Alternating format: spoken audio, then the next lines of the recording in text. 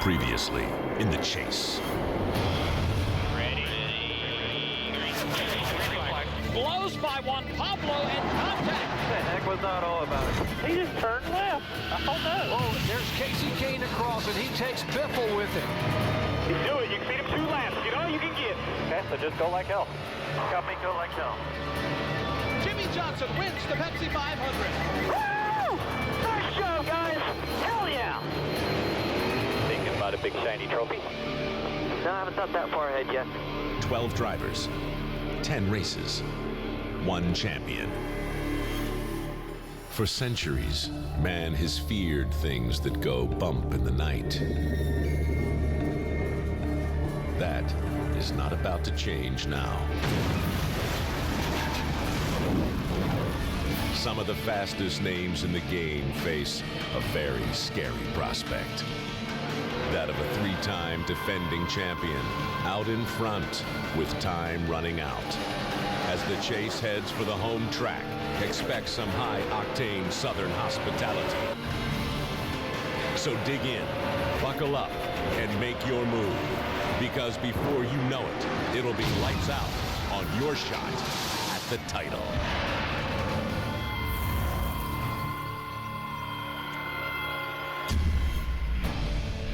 With his win last week, moving him to the top of the standings, Jimmy Johnson has made himself the odds-are champion to many fans for this year, even some of his competitors.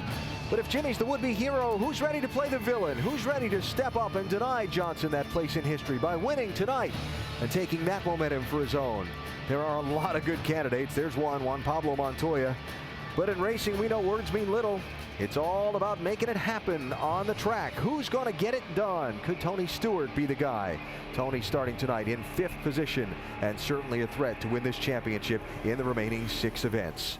So race number 5 in the 10-race chase for the Sprint Cup about to get underway here at the home track of many of the drivers and teams. Let's go trackside and get the command. Race fans, it's time for the most famous words in motorsports. Here to give the command, please welcome your co-grand marshals, Brian France, Teresa Earnhardt, Richard Petty, and Junior Johnson. Drivers, start your engine. Bring him up, crank it up. Looks like the majority of it's going to go south, Marcus. Kind of hard to tell what it's doing now, but it looks like it's going to go south.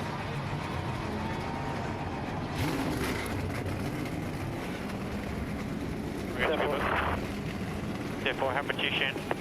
Yeah, I got you loud and clear. Well, good day, boys. We're smarter than getting and see what happens. So as the cars warm on this very chilly Saturday night, we talked about the neighbor factor tonight, how this NASCAR industry is all pretty much centered around Charlotte. Let's head upstairs to 3 men who grew up in North Carolina's neighbors and now stand side by side ready to call the race. Dale Jarrett, Andy Petrie, and Dr. Jerry Punch. Gentlemen. Thank you very much, Alan. Hello, everyone. Glad to have you with us here on a chilly night in the Carolinas. You know, on Thursday night, folks, when Jimmy Johnson sailed his Chevy into turn 1 at 200 miles per hour and averaged 192 miles an hour in qualifying, this place officially became the fastest track in all of NASCAR this year. Yeah, even faster than Daytona or Talladega. And guys, 12 cars qualified at over 190 miles per hour. How does all that speed translate into what we're going to see here tonight? Well, like you said, this is faster than any place we've been this year, faster than those 2 super speedways, Daytona and Talladega, and it is a lot smaller. It's a lot narrower. It's 1 mile shorter than both of those racetracks. So these drivers, when they talk about being on the edge, and we've heard a lot of them talk about it this week, I mean, they are literally on the edge, and we've seen it all week long. That these high speeds have created a lot of great action. Yeah, the drivers that I've talked to a man, has said that now this racetrack with this car, this tire, and these temperatures have surpassed the Atlanta Motor Speedway as the place that you feel speed the most. And it's not nearly as wide as that racetrack and some others they have to race on. They expect great racing here tonight. We expect that. And everyone that I talked to also said, watch these restarts. They're going to be exciting. After last week's win at California, Jimmy Johnson assumed the points lead for the first time this year, and some believe he's well on his way to a 4th consecutive NASCAR championship. But there are some in the garage area who believe that the sentimental favorite, Mark Martin, and some others are going to keep that from happening. What do you think? Well, Mark and Jimmy are both favorites for this championship, but one dangerous guy in here is Juan Pablo Montoya. I'm telling you, this guy is fast every week. He's got an average finish so far in the chase of 3.5, so he's fast enough to win these races. And if I'm Jimmy and Mark, I'm going to give this guy a little extra room because I'm telling you, man, he could be dangerous. Yeah, but I'm going to talk to you about a guy that maybe thinks that he might deserve a little more respect here. He's a 4-time champion. He's won 5 times at this racetrack. He's finished second the last 2 weeks. Jeff Gordon thinks that he's got his team going in the right direction. All he needs is a little slip up by those other guys, and he's going to be right in the middle of this championship battle. You know, if our in-race reporter wins this race tonight, he will become the first Tasmanian ever to win at Lowe's Motor Speedway. That's the way to introduce our in-race reporter. Driving that 47 car, the Bush Beans Toyota, starting back in 13th position. Let's visit with Marcus Ambrose. Hey, Marcus, Dale Jarrett with ESPN. You have a copy? Marcus, Dale Jarrett, ESPN. You have a copy? Yes, Dale, got you. Hey, Marcus, thanks for doing this tonight, and we're going to get right to our mailbag. And Matt from Canberra, Australia, was watching qualifying the other night, and his question comes from that. You said after qualifying that the track took your breath away. What is the track like with the car and race setup and door-to-door with other drivers? No, the track's just so fast here. It's got a lot of grip. Goodyear put a great tyre, and we've got really cool conditions. There's a lot of horsepower, a lot of track grip, and anything under 29 seconds around a 1.5-mile speedway, you know you're alive, I can tell you that. Hey, Marcus, you've had a very impressive first season. We've seen improvement on a week-to-week basis with your race team and your driving abilities. What do you think, in your opinion, that you and your team need to do? Where do you need to make improvements to get that next step taken to where you're in the top 10 on a weekly basis? Yeah, thanks. We've had a great season. We don't want it to finish. We're getting better and better each week. I think the biggest focus point for us is just not to change anything. Just keep doing the same thing. As I get more experience, as I gel better with my team, we're just going to keep doing better and better. I can pace those top 10s, but we just can't panic and can't get too aggressive. It's just got to let it come to us naturally.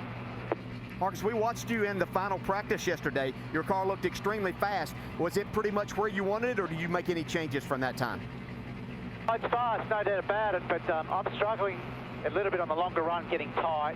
It just seems to be as the heat builds up on the right front tyre, it just can't take it. Good cars can survive 20, 25 laps. For us, we were probably about 12 to 15 laps where we started to get too tight. So we made some adjustments overnight. Hopefully they're the right ones, and we'll get going here early and have good pace.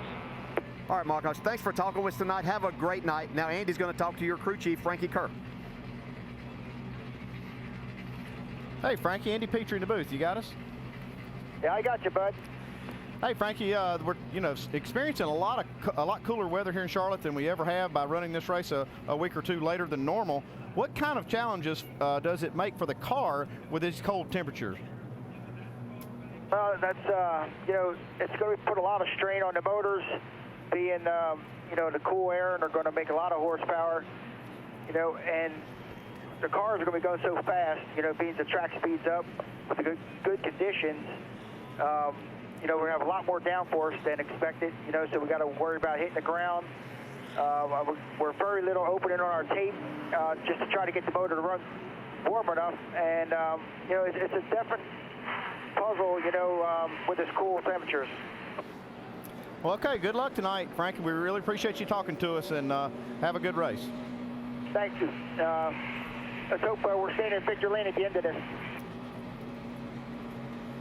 Well, aside from Marcus Ambrose's team, we'll have onboard cameras in 7 of the cars, including 5 Chase Contenders cars. Casey Kane will ride along with him. He's a 3-time Charlotte winner. And, of course, Jimmy Johnson, our points leader and pole sitter.